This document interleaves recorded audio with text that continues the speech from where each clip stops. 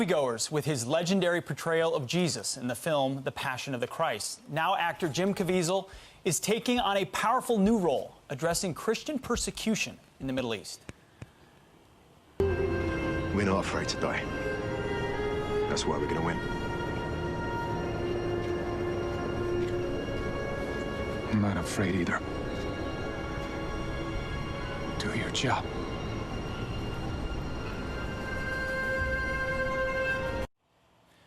Actor and star of the new film Infidel, Jim Caviezel, joins me now. Jim, thank you so much for being here. The film is about an American Christian journalist imprisoned in Iran. What is the goal? I've watched the trailer. It's out in theaters now, brand new. What's the goal of this film? Well, the goal is to obviously bring the attention to a lot of Americans of the persecution of what's going on in Iran, countries like China and Christian persecution where they execute them for their faith. You know, that people have taken their faith for granted as far as, you know, especially here in the United States, but now with not being able to go to churches, which is a violation of our inalienable rights,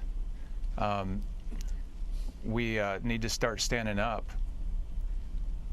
Jim, why are Christians not standing up in this moment? There is historic persecution, as you've mentioned, of Christians around the globe, shrinking measures here at home. Is there a problem inside Christianity in engaging in the world today? This is the fear factor, you know, but Jesus says, you know, do not be afraid, I go before you always.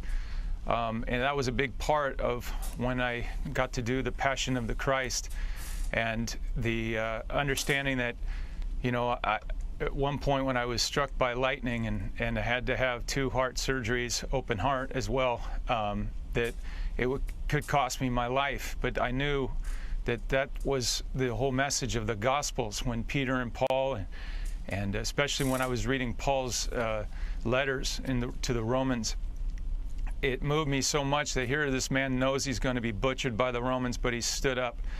And I said, may God, in this time that I could do what you need me to do and lead as many people back to you. And I took that into the performance of Infidel. That was important. It had to be a part of that. And so when Cyrus Norrestead brought me this script, I thought these are the times that we're living in, that we have to start standing up. And so I can do my little bit with that movie, but always the intention to bring souls back to Jesus. I can hear the passion in your voice. One other topic you wanted to touch on was Ronald Reagan gave a speech, a Time for Choosing speech in 1964, and he said, "You and I have a rendezvous with destiny. We'll preserve for our children this last best hope of man on earth, or we'll sentence them to take the last step into 1,000 years of darkness." What can Americans learn from Ronald Reagan? What are your thoughts on that at this moment in time? Yes, that's right. He said that, and he said now let's set the record straight. There's no argument over the choice between peace and war.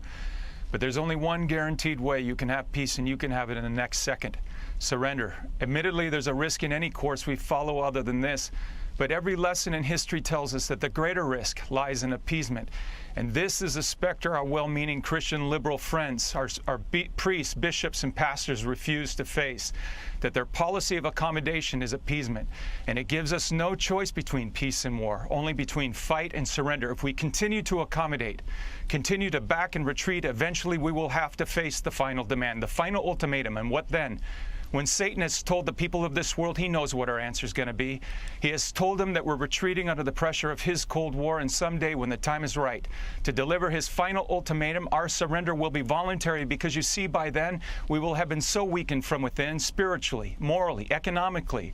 He believes this because from our side he's heard voices pleading for peace at any price, or better red than dead, or as one commentator put it, he'd rather live on his knees than die on his feet.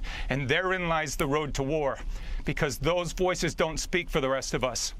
You and I know it and do not believe that life is so dear and peace so sweet as to be purchased at the price of chains and slavery. If nothing in life is worth dying for, when did this begin? Just in the face of this enemy? Or should Moses have told the children of Israel to live in slavery under the Pharaohs?